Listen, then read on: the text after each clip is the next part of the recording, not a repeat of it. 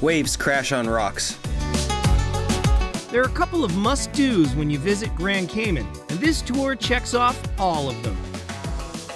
Tip number 1, buy rum cakes for friends, family, and neighbors back home at the Tortuga Rum Cake Factory. Of course, you get the luxury of tasting all the flavors for yourself as you sample rum cakes fresh from the oven like pineapple, cinnamon raisin, Mexican vanilla, and key lime. Our first stop is here at the Rum Cake Factory, and it's pretty awesome. We can't make up our mind which one we want to buy. We'll probably buy one of each.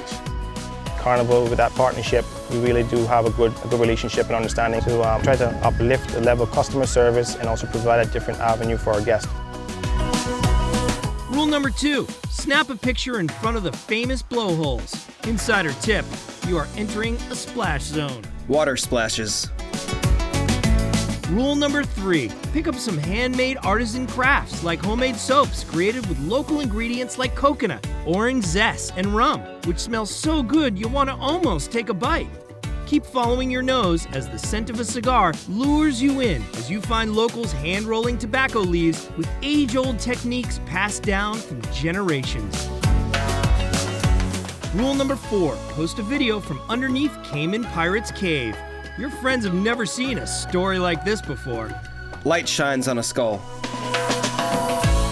Rule number 5, eat local food in Bodden Town.